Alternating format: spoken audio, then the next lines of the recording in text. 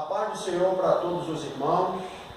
É uma satisfação imensa nós estarmos aqui para mais uma lição da EBD, lição de número 7, do dia 17 de março de 2020. O título da lição é Confiança em Tempo de Aflição. O texto áureo, ele se encontra em Salmos de número 56, no verso de número 11, que diz: em Deus tenho posto a minha confiança, não temerei o que me possa fazer o homem. A verdade aplicada nos diz: uma firme confiança no Senhor é resultado de uma experiência pessoal com Ele e fundamentada na Palavra de Deus. Os textos de referência se encontram em Salmo de número 53, alguns versos. O comentarista aqui, ele cita o verso 1, depois pula por 3 e por 4, depois vai 5, 6, pula 7 e até o verso de número 8. Então nós estamos aqui, mais uma vez, para darmos um comentário sobre essa lição.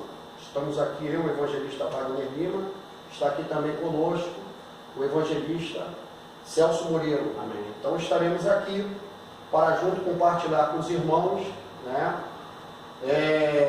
certos comentários aqui que nós achamos importantes. Eu fiz aqui, separei alguns comentários, e também o evangelista Celso Murilo também, para nós dissecarmos com os nossos irmãos.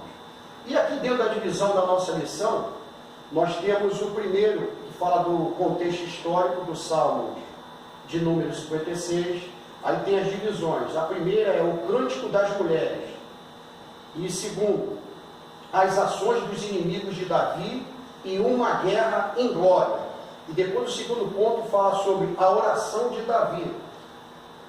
A divisão deste tópico se divide em pedido de misericórdia, leva em conta a minha peregrinação e faça a tua justiça. E no ponto 3, o último, nos diz confiança em tempo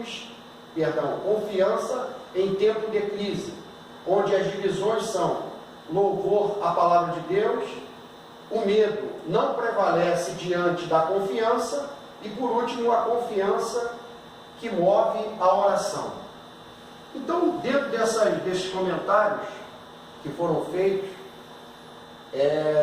nós aqui, como eu falei, nós separamos alguns pontos que achamos importantes para nós comentarmos. Então, dentro desse primeiro, veio logo falando o Cântico das Mulheres. E antes fala do contexto histórico, que fala de uma situação complicada que Davi tinha com seus inimigos, que é o Salmo de número 56. Mais uma vez, evangelista Celso Murilo, nós observamos que volta aqui em torno da lição o foco de Davi angustiado e tendo uma noção de que os seus inimigos, estavam sempre no seu calcanhar. Então nós podemos compreender que com a aflição Davi, ele sentiu dentro dessa perseguição. Então aqui no primeiro ponto fala o Cântico das Mulheres. E aqui nós observamos, dentro desse cântico, ele vem falando sobre aquele texto que é um contexto que nós observamos que ali começou o problema de Davi. Quer dizer, dentro da visão das perseguições. Nós podemos observar aqui em 1 Samuel, no capítulo 18, tem alguns detalhes que eu gostaria de ler aqui para nós fazermos um comentário acerca desse primeiro ponto, o Cântico das Mulheres.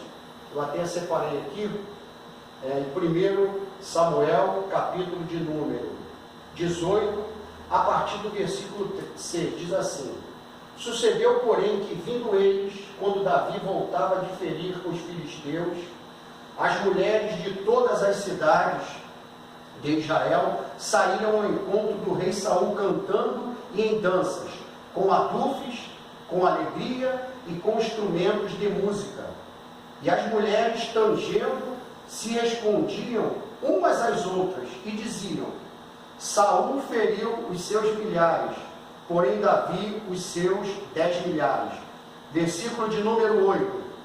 Então Saul se indignou muito, e aquela palavra pareceu mal aos seus olhos, e disse: 10 milhares deram a Davi, e a mim somente milhares? Na verdade, que lhe falta, senão só o reino? E desde aquele dia em diante, Saul tinha Davi em suspeito. Agora, se nós avançarmos lá no versículo 22, deste mesmo capítulo, a Bíblia lhe dá um detalhe do sofrimento de Davi. Então, Saul temeu muito mais a Davi, e Saul foi todos os seus dias inimigo de Davi. Olha o detalhe que a Bíblia dá, irmãos. E Saul foi todos os seus dias inimigo de Davi. E aí, irmãos? A paz do Senhor, meus irmãos, Sou o evangelista Celso Murilo. Mais uma vez eu fico feliz de nós estarmos aqui, mais uma vez, fazendo essa simples gravação dessa lição de número 7, a qual tem um tema de confiança em tempo de aflição. E aqui, evangelista Vale, nós vemos aqui que mais uma luta que Davi está passando, mais uma peleja, que nós vemos aqui que o foco de Davi sempre foi adorar, louvar e bendizer o nome do Senhor. Mas eu sei que não é fácil, conforme Davi passou, e que nós também devemos passar por perseguições, por ataques. Mas o que Davi fez foi simplesmente nós estarmos adorando, louvando e bendizendo o Senhor. E como nós vemos aqui a lição 7, na verdade aplicada, ela vai dizer assim: uma firme confiança no Senhor é resultado de uma experiência pessoal com Ele, fundamentada na palavra de Deus. Foi esse um dos seus melhores segredos, a qual Davi teve, porque ele estava fundamentado na palavra. Nós vamos ver aqui na introdução, antes de nós entrarmos no contexto histórico, porque quando eu vi o contexto histórico e já o tópico 1.1, evangelista Vale, nós vamos ver o cântico das mulheres. E quando vem falando cântico das mulheres, nos faz lembrar do início da história. Essa guerra com os filisteus não começou de agora. Essa guerra lá em Gade, a qual Davi estava participando agora, que ele teve que retornar para lá, que é onde ele matou Golias. Nós vamos ver agora o início, como foi colocado. E como nós aqui estamos auxiliando pelo estudo da palavra, através da revista, nós queremos colocar aqui, te auxiliar, para que você tivesse como entender melhor essa história, aqui nessa lição de número 7, que você lesse 1 Samuel e 2 Samuel, com tempo, com calma, porque você chega aqui já direto no capítulo 18, da qual menciona aqui o tópico 1.1, você fica meio que perdido, evangelista. Então nós vemos aqui, desde a caminhada, nós vamos ver aqui no livro de 1 Samuel, nos primeiros versículos, nós vamos ver uma mulher chamada Ana. Por isso que eu lembrei esse tópico 1.1, o cântico das mulheres. Como Ana agradeceu quando ela teve aquela maravilha, aquela dádiva a qual Deus cerrou a sua madre e pôde lhe dar ali a bem-aventurança de estar ali tendo um bebê. E ali foi nascido Samuel. E foi aonde? Uma das maiores provas que ela passou. Ela sempre esteve agradecendo o Senhor. Um dos nossos melhores segredos. Não pode ter uma fase ruim que você venha a desistir. Ana estava perseverante. E ela fez um voto com o Senhor. Ela falou que se o Senhor desse um filho para ela, estaria ali dando o seu filho para o sacerdote, para que ele viesse fazer a obra de Deus. Como nós vemos aqui agora, mais à frente, nós vamos ver em 1 Samuel, capítulo 7, quando Samuel já começa ali a ver essa peleja dos filisteus com Israel, porque esteve ali Samuel de frente àquela batalha, junto com os reis. E no capítulo 7 de 1 Samuel, nós vamos ver da seguinte forma que Samuel faz para agradecer ao Senhor. Ele pega e não carrega a glória para ele.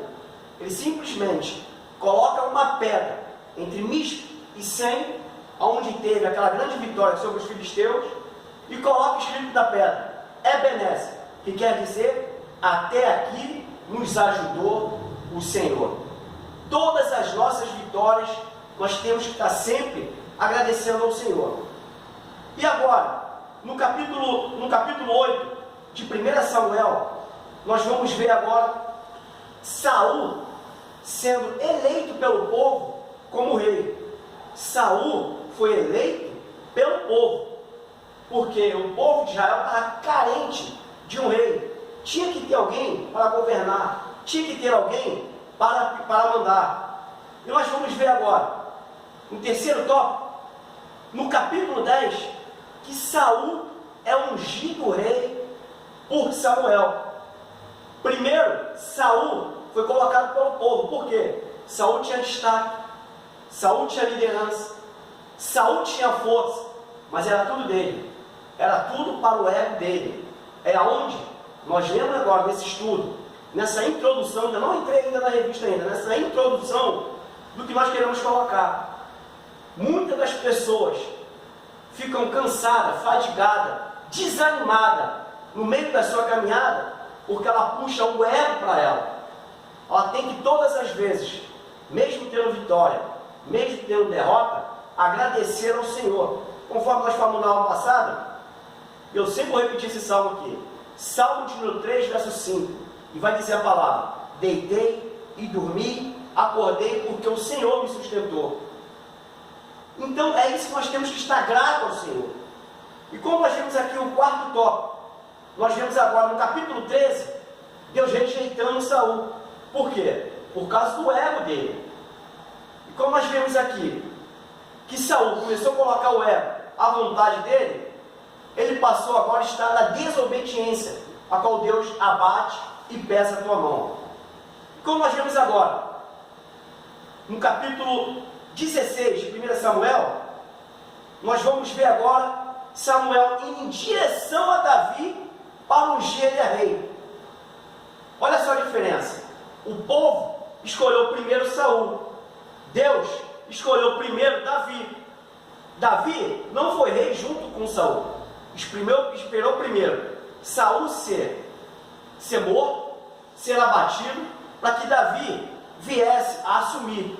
Mas Davi primeiro, ele foi ungido rei por Samuel. Como assim, evangelista Celso? Samuel foi lá, foi direto a Davi? Não.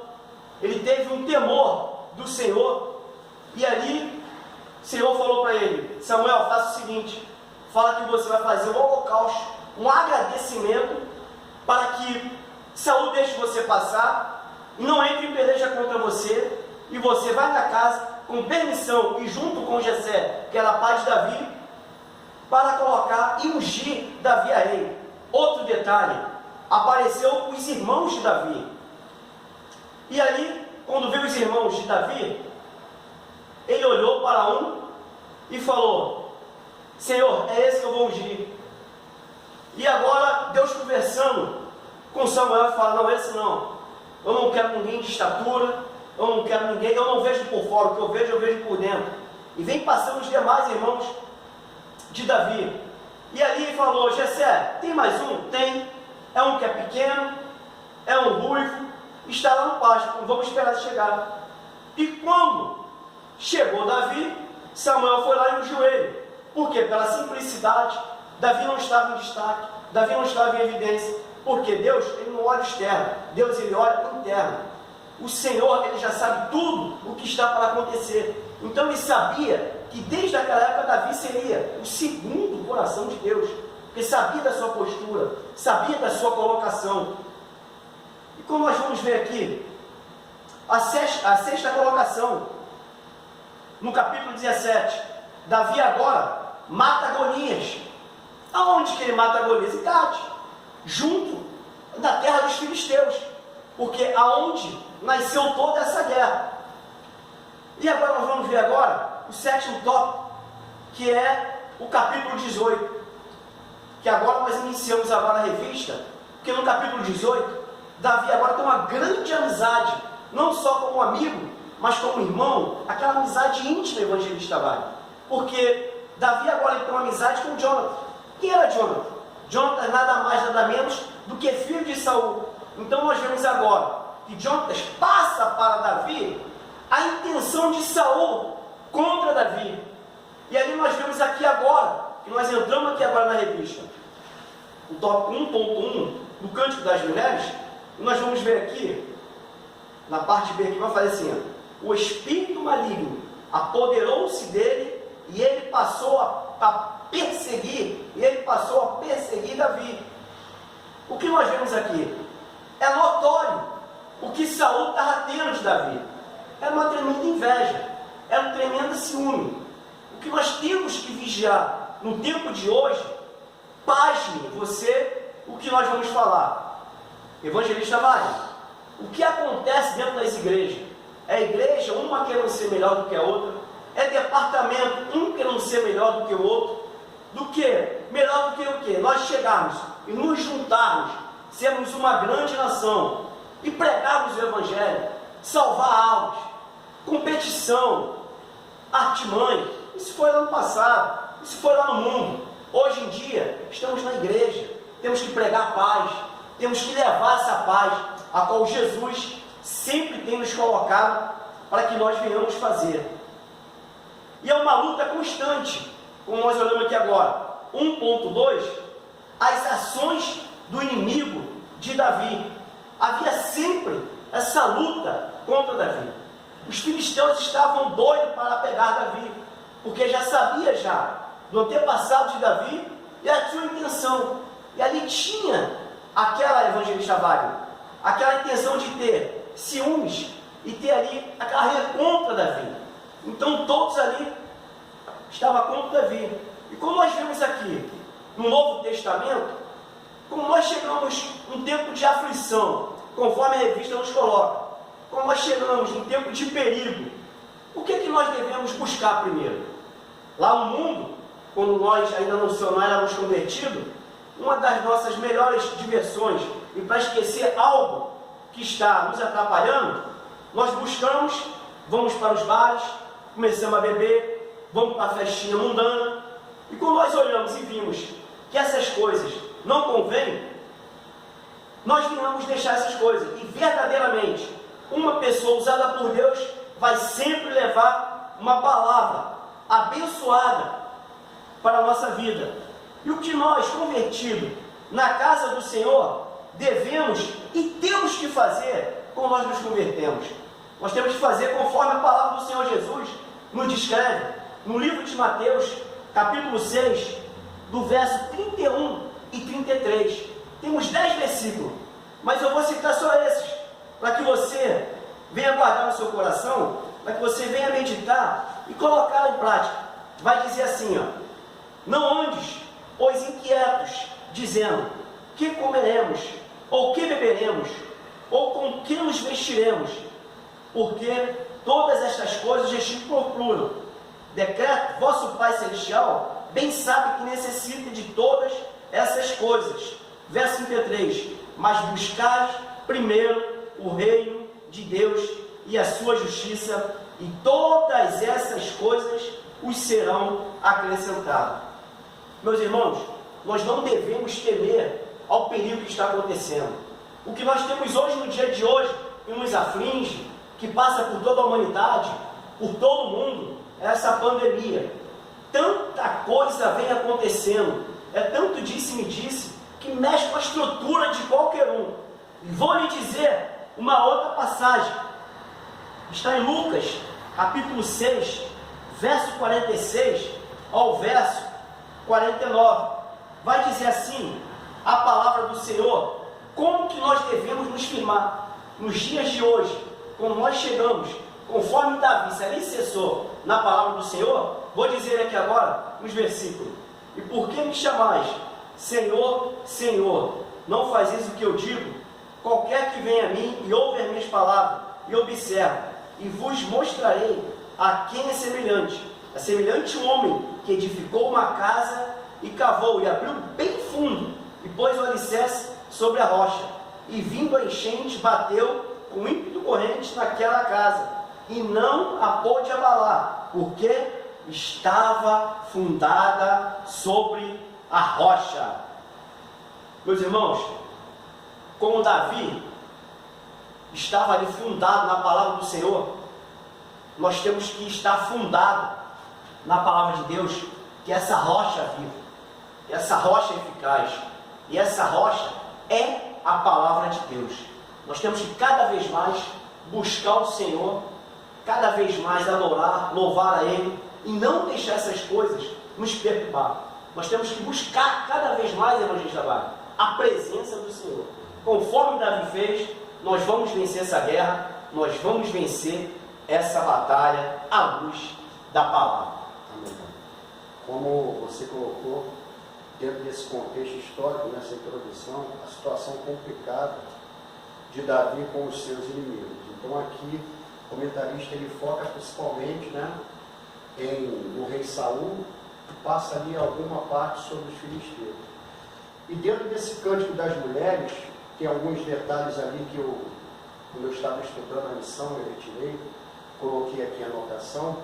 Então, como você falou, nesse capítulo de número 18 de 1 Samuel, nós observamos alguns detalhes ali. Que quando aquelas mulheres, antes de se manifestar publicamente a intenção de Deus na vida de Davi, até então Saul ele estava assim, bem posicionado na sua, Amém. no seu reino ali. E o detalhe interessante, Celso, antes de começar a dissecar esses pontos, eu sempre foco o seguinte, irmãos: o nosso maior adversário não é o homem, não é a mulher, não é o ser humano, apesar deles muitas vezes darem lugar ao adversário, ele irá usá-los. Mas o foco principal é o mundo espiritual. Então você vê que nesse capítulo 18 especificamente, dentro desses versículos, a partir do versículo 6, como eu li em diante, na realidade a gente vê uma esfera espiritual por trás dos bastidores.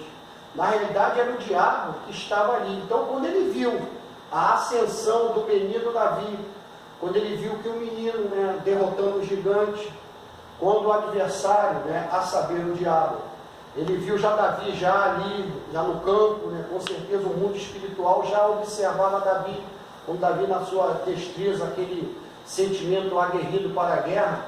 Davi já matou um urso e um leão. Então ele, com certeza o mundo espiritual viu quando Samuel, como você falou, foi até a casa de Jessé se prover de um rei, e Deus ali, utilizando Samuel como instrumento, autoridade religiosa na época, ungiu Davi. Só que, como você comentou, ainda faltava o tempo de Davi assumir, mas ele já estava com a unção. Isto é, a saber, a coroa na realidade já estava na cabeça de Davi, porém tinha um tempo para que ele fosse, por permissão de Deus, dentro dos seus objetivos, ele assumir. Então Davi ali aos poucos, Deus foi trabalhando na vida dele, e aqui no versículo 18 a gente começa a perceber já o adversário entrando em cena, tentando tirar Davi da trajetória do trono.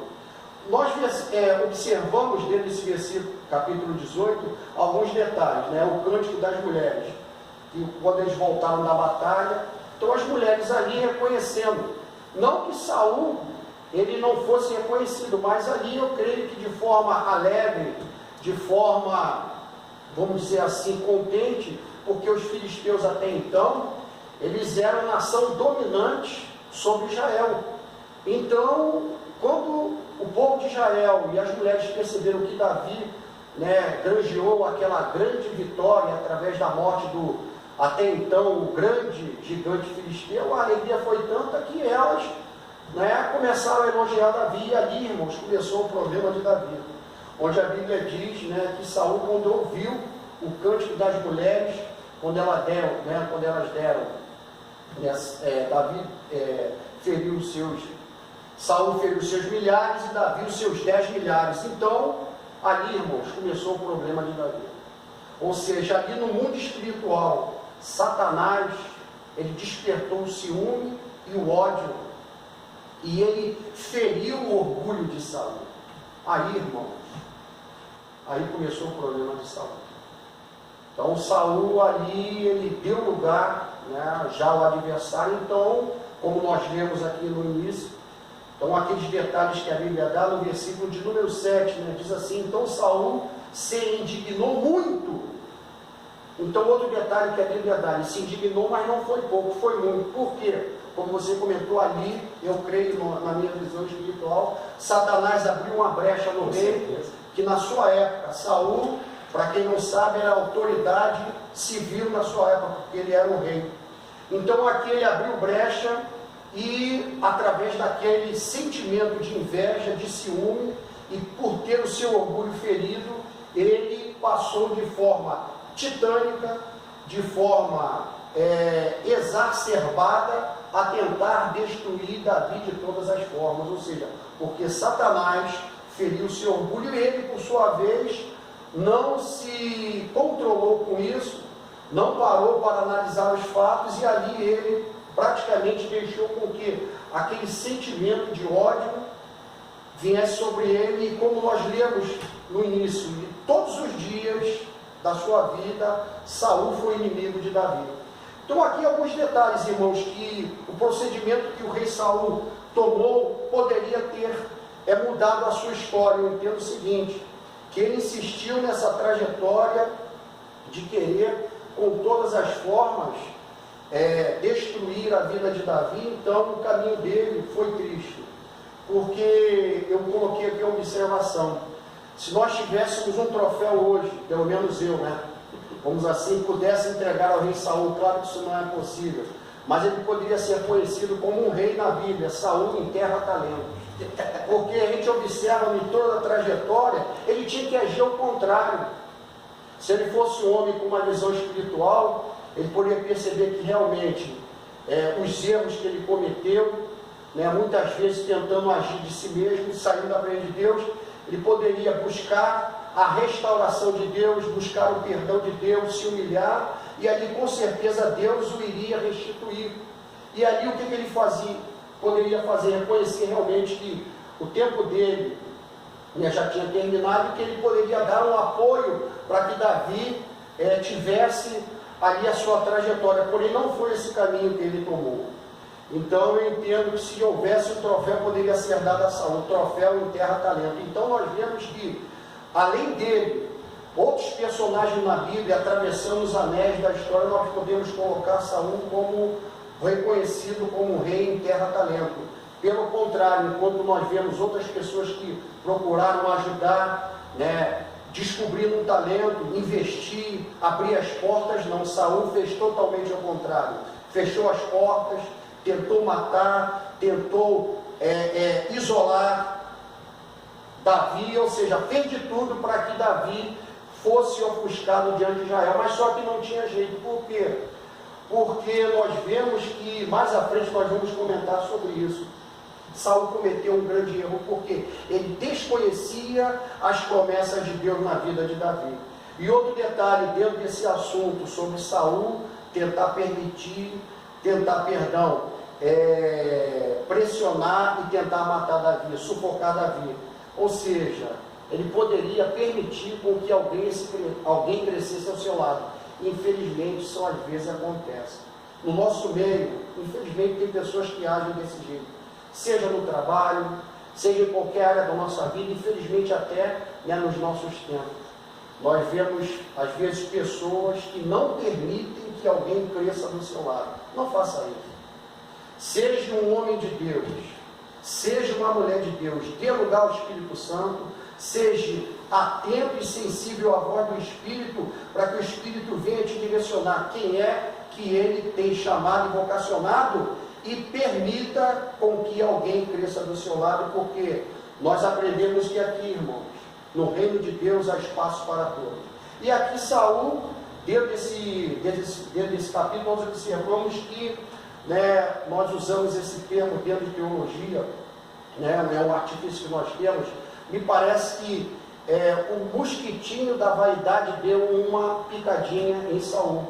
Então, ou seja, pensava ele que só ele que tinha o monopólio da unção, só ele era o superstar, ou seja, a megalomania se introduziu em Saul e ele ficou com medo, infelizmente, de perder o seu reino. Quando que nós observamos que, infelizmente, também em alguns lugares, seja em vários setores, irmãos, isso acontece. O mesmo problema que Davi teve com o rei Saul, infelizmente, acontece no nosso meio. Acontece em todas as camadas, ou seja, tem pessoas que pensam que só vai dar certo com ele, se ele não estiver, o negócio não acontece, que ele é uma pessoa insubstituível. Não. Há espaço para todo mundo. O que nós temos que saber? Qual o nosso local dentro do reino de Deus, aonde Deus tem nos chamado e tem nos vocacionado. Então, para fechar esse ponto, porque tem muito assunto, né? Se nós ficássemos aqui, eu creio que o tempo é insuficiente com um tema tão sugestivo. Ou seja, para nós fecharmos, nós percebemos, ou seja, é como se dentro de Saul fosse introduzido a síndrome de Lúcifer. O problema que aconteceu com Lúcifer, com certeza, em termos de ser o dominador, ser aquela pessoa que só ele poderia resolver as coisas. E aqui no ponto, já passando para o ponto 2, que fala das ações dos inimigos de Davi, tem aqui um ponto, foi comentado já pelo evangelista, mas eu gostaria de comentar mais um detalhe, sobre os inimigos que Davi teve, ou seja, as ações dos inimigos sobre ele. Então nós observamos que Davi teve os seus inimigos internos e externos. Isto é, Israel ele tinha os seus inimigos, que era Saul e os seus aliados, e os inimigos externos de Davi eram os estrangeiros, ou seja, os filisteus e as demais nações.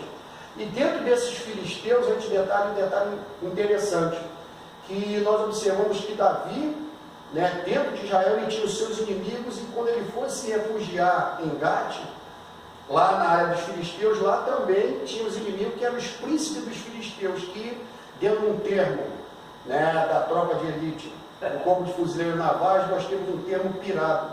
Então a gente observa, como nós vemos ali, que os príncipes dos filisteus estavam indignados com Davi, quando Davi quis se juntar ao grosso da tropa para combater Israel, quando ele tinha pulado para o lado de Saul. Quando os príncipes ouviram, não, tira esse homem daqui.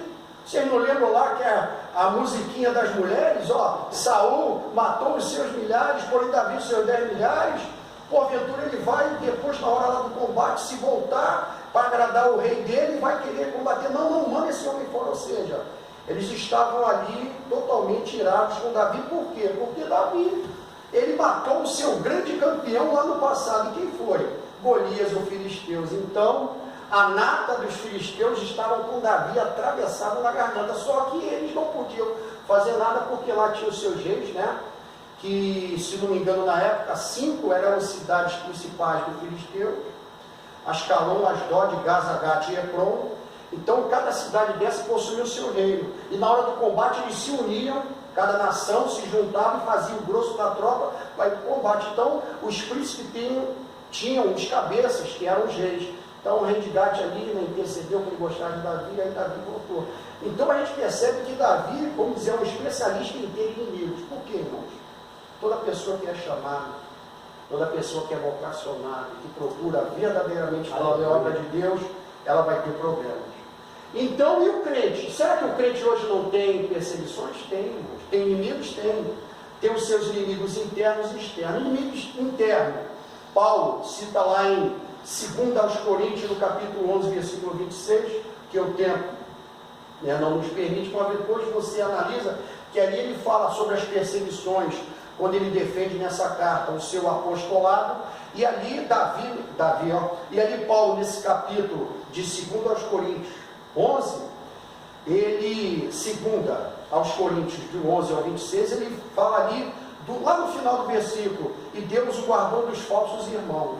Existe isso sim, porque na sua época, esses falsos irmãos que Paulo cita nessa carta, ele vem falando dos judaizantes. Quem eram os judaizantes? Eram mestres judeus cristãos que queriam que os novos convertidos, além de aceitarem Jesus, tinham que guardar a lei e a circuncisão. Ou seja, então Paulo se levantou veemente contra eles, e ali, irmãos, Paulo, por defender a verdadeira teologia cristã, ele arrumou problemas dentro da igreja. E Paulo os considerava como falsos irmãos. E os inimigos externos do salvo em Cristo Jesus, como Jesus mesmo nos alertou do mundo.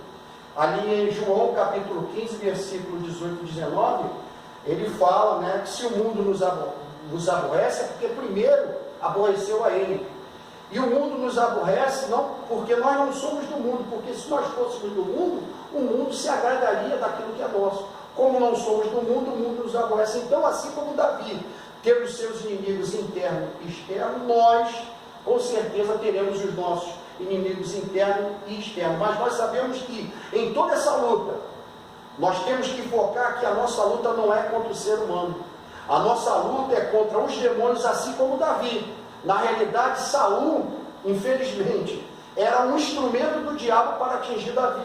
Então, por muitas vezes a Bíblia diz que Davi tinha por oportunidade dar cabo na vida de Saul, mas ele preferiu deixar com a justiça de Deus e se esquivar daquilo tudo, porque ele entendia que por trás de tudo aquilo era Satanás querendo usar Saul para que o atingisse. E aqui no ponto 3, uma guerra em glória. Nós vimos aqui, dentro desse ponto, um esforço titânico que Saul fez para destruir Davi. Só que, como eu falei antes, Saul desconhecia que Deus protegia Davi, que em 2 Samuel 12:7, Deus fala assim para o profeta Natan, quando foi falar do pecado de Davi com Batseba. Ele falou: eu te livrei das mãos de Saul. Então, irmãos, nunca Saul ia destruir e ofuscar e impedir o chamado na vida de Davi. Por quê? Porque era o Todo-Poderoso que pelejava por ele. Eu com certeza, se Saul soubesse disso, ele poderia refletir e ceder, mas o seu orgulho estava ferido pelo diabo. Então, a gente observa que Saul investiu o seu tempo, gastando as suas forças em algo inútil. O que nós podemos tirar da nossa vida? Muitas vezes nós focamos em coisas inúteis. Até o comentarista fala sobre isso. Nós desperdiçamos tempo em arrumar contenda, briga, mas parece que quando a experiência vai chegando, a gente começa a pensar que não vale a pena. O que vale a pena é nós focarmos na provisão e na eternidade, no arrebatamento, irmãos. Vamos focar mais na nossa santidade, porque sem ela ninguém verá o Senhor. Vamos focar mais em ser mais salvo, mais crentes, mais transformados, em dar mais lugar ao Espírito, em fazer a vontade de Deus, porque isso tudo passa. Porque a nossa justiça vem de Deus e não nossa. Inclusive tem até um comentário mais à frente. Então, dentro desse primeiro ponto, nós fechamos. E agora, no segundo ponto, fala sobre a oração de Davi. Bem colocamos aí essa forma a qual Davi estava tendo a instrução, tendo a sabedoria dos altos do céu, né? Através da palavra do Senhor. Quando nós vemos agora o tópico 2, a oração de Davi, nós vemos agora o 2.1, em que a revista vai dizer, e que vai ter aqui a segunda colocação aqui, que o 2.1 tem assim um tema: pedido de misericórdia. E quando nós olhamos aqui, o segundo tópico aqui, que vai dizer no Salmo 56.5, que vai dizer assim: o gigante agora era forte, veraz e persistente. Meus irmãos, quando nós vemos esse Salmo de número 56, fazendo um pouco do estudo dele, nós vemos que ele é ligado ao Salmo de número 34, que era a mesma fase, a mesma luta, a mesma perseguição que Davi estava tendo.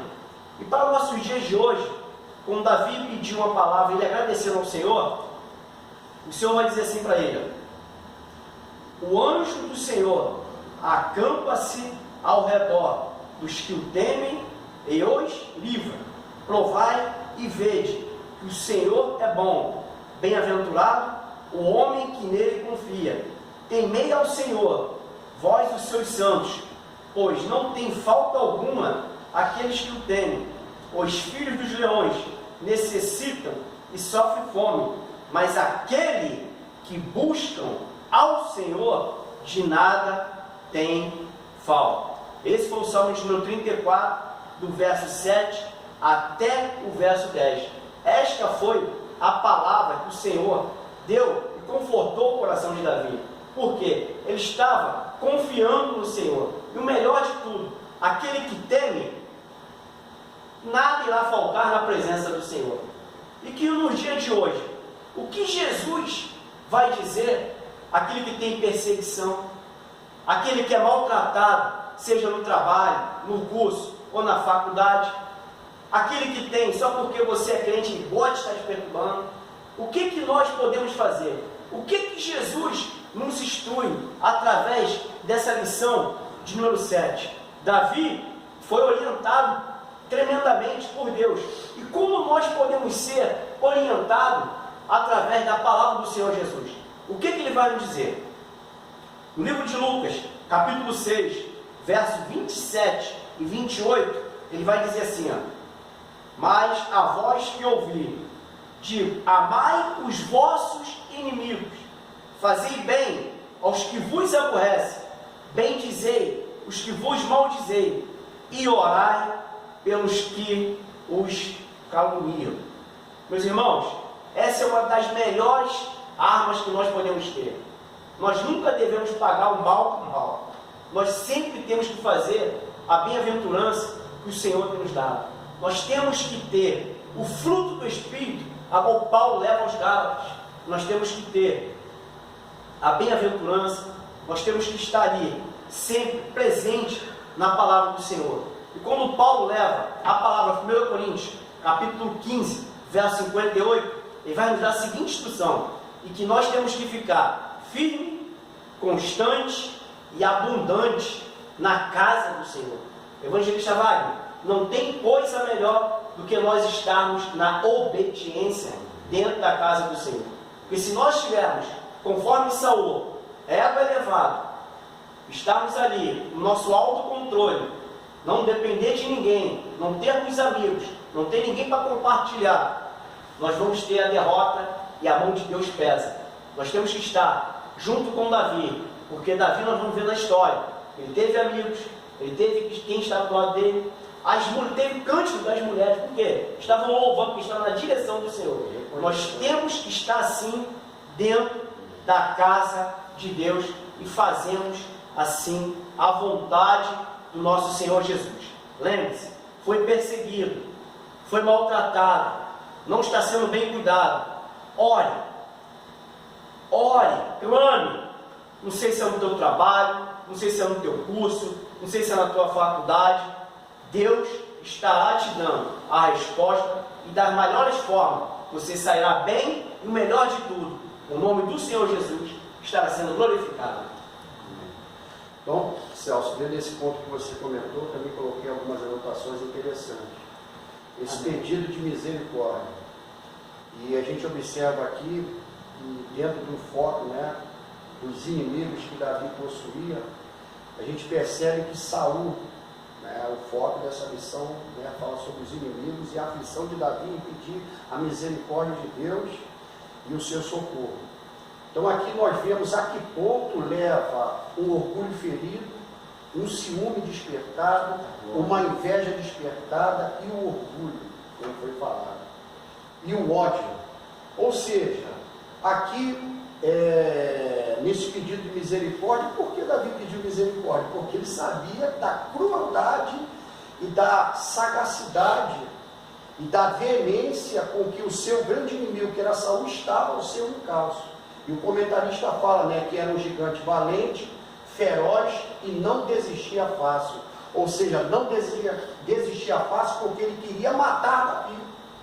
E nós observamos o que leva a um ódio, um ciúme, uma inveja, uma pessoa que não é tratada desses lixos. O que acontece? Aquilo ficou no coração de Saul, ou seja, ele ficou com medo de perder o seu reino, pensando que o reino era dele, o reino não era dele, o reino era de Deus.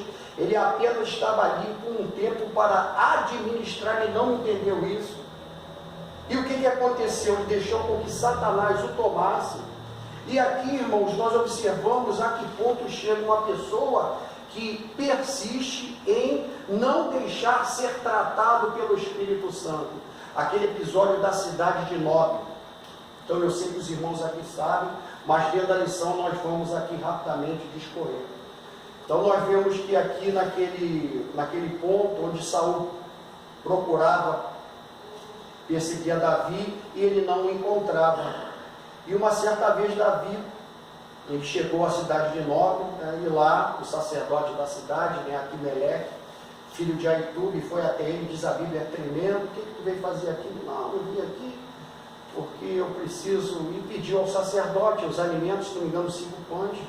Aí o sacerdote: ó, tem pão aqui, mas é consagrado, da proposição, se pelo menos os mancebos tivessem se abstido. Das mulheres, né, Davi: não, tudo bem, está tranquilo aqui. Em outras palavras, né, tranquilo o meu linguajar da nossa época. Não, mas está tudo bem, porque desde ontem ou anteontem as mulheres se nos vedaram. Então o sacerdote deu, e ali Davi se alimentou junto com seus homens. E Davi: vem cá, não tem mais aí nenhum tipo de armamento bélico? Ele falou: ó, eu não tenho, mas tem aqui a espada que você matou o gigante filisteu Golias, está ali atrás. Ali: não, tudo bem, se não tem outra unidade. O sacerdote foi e ajudou a Davi, irmão, só que ali tinha um porém. Aí entra um outro personagem da história, que é Doeg, né, o Idumeu, que diz a Bíblia que era um poderoso pastor de Saul. Então ele ali observou tudo aquilo e ficou calado. E numa ocasião, esse infeliz, quando Saul ali, né, com aquele ressentimento titânico de destruir Davi, ele reuniu seu exército: vem cá, está todo mundo aqui, em outras palavras, né, a favor de Saul, a favor de Davi, está todo mundo aqui pelejando pelo filho de Jessé, ninguém é por mim. Aí se levanta Doeg: ó, tem um detalhe aí, ó, eu vi Davi lá na cidade de Nob, e o sacerdote Aquimeleque o ajudou e deu guarida a ele, em outras palavras. Ali ele fez como na nossa linguagem atual, o papel do X9. Então ele foi e entregou, Davi entregou o sacerdote. E o que aconteceu? O que eu quero dizer com isso? Saul foi e mandou chamar esse sacerdote Aquimeleque. Então ali ele começou a interrogar o sacerdote: vem cá, você está dando, em outras palavras, você está protegendo Davi, você está dando guarida a Davi. O sacerdote, coitado, de todas as formas, ainda tentou persuadir, dizendo: não, que é esse aí não é um servo teu honrado, tem guerreado as batalhas do Senhor. Mas só que Saul, pelo seu ódio cruel com Davi, já estava ali totalmente tomado, eu entendo assim, e decretou a morte do sacerdote. E o que ele fez? Ele ordenou que a sua guarda real matasse o sacerdote. Como era uma ordem absurda, mesmo sendo a ordem de uma autoridade civil da época, os guardas da sua tropa, como temia a Deus, não cumpriram aquela ordem. Em outras palavras: eu vou matar o sacerdote. Vamos trazer para os nossos dias, vamos comparar um pastor presidente. Eu sou louco, vou matar um homem desse? Vou não. E todos que temiam a Deus não fizeram. Aí Saul olhou para o X9, né, que é Doeg. X9 é um termo de a pessoa que entrega a outra, e ele se prestou para esse papel: mata o sacerdote. Ele não perdeu tempo, pegou a lança e matou. E diz a Bíblia que o ódio que Saul nutria por Davi foi responsável por dizimar uma cidade, ou seja, matou a cidade ao fio da espada, matou 85 sacerdotes de Deus, que diz a Bíblia que levavam o éfode e o linho, ou seja, vestes sacerdotais. Matou homem, mulher, criança, e diz o detalhe na Bíblia, criança de mama. Matou também os animais, ou seja, o ódio era tão total que ele já estava totalmente tomado pelas trevas, que ele matou inocentes por causa de uma questão que ele tinha com Davi. Então, irmãos, ou seja, um verdadeiro monstro. Então, irmãos, nós percebemos, na realidade foi um monstro. O que nós queremos falar com isso? Não alimente ódio, nem ressentimento, nem mágoa, e nem fique perseguindo ninguém. Irmãos, deixe isso nas mãos de Deus, deixe essa questão para lá. Deus cuida de nós, há espaço para todos. E outra coisa, Deus era com Davi, ele desperdiçou uma energia inútil, ou seja, investiu em uma causa inútil. Poderia muito bem cuidar da sua família, procurar restauração da sua vida espiritual. Então a gente vê o que leva uma pessoa a guardar ressentimento e ódio no seu coração. E nós temos também, irmãos, né, o ponto que fala sobre levar em conta as perseguições, ou seja, Deus está no controle de tudo, porque depois vem falando sobre fazer a sua justiça, ou seja, não fazer a nossa justiça, porque a nossa justiça, a justiça humana, como cita Isaías, no capítulo 64, versículo 3, ele diz assim: mas todos nós somos como um imundo, e todas as nossas justiças como o trapo da imundícia. E todos nós caímos como a folha, e as nossas culpas como um vento nos arrebatam. Então, a nossa justiça, segundo a Bíblia, se resume ao trapo da imundícia. A justiça verdadeira vem de Deus, porque é uma justiça certa e correta. E Deus, com certeza, Ele é o grande juiz que peleja com justiça. E fechando o ponto, a confiança em tempo de crise. Fala do louvor à palavra de Deus. O medo não prevalece diante da confiança, e a confiança que move a oração. Glória a Jesus. Já que o senhor já finalizou, eu queria colocar aqui o tópico 3, né? Diz aqui a confiança em tempo de crise. E o 3.2, ele tem um tema assim bem sugestivo. O medo não prevalece diante da confiança. Aí o salmista, da qual nós lemos aqui, Salmo de número 53, verso 3, vai dizer assim, ó, o salmista declara: no dia em que eu temer, hei de confiar em ti.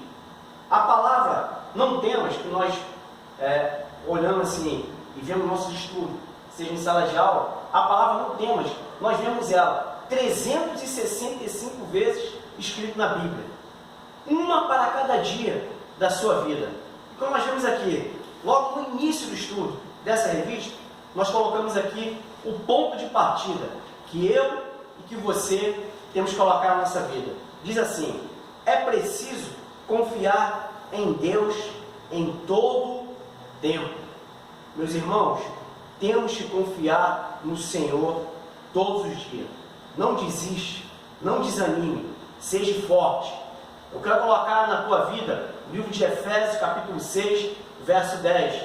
Não coloque o capacete, não coloque o escudo, não coloque a couraça, não coloque o cinto, não coloque o sapato do Evangelho. Você tem que fazer o seguinte: Efésios capítulo 6, verso 10, vai dizer assim a palavra do Senhor: fortalecei-vos no Senhor e na força do teu poder. Você colocando Deus na frente, tudo você poderá vencer.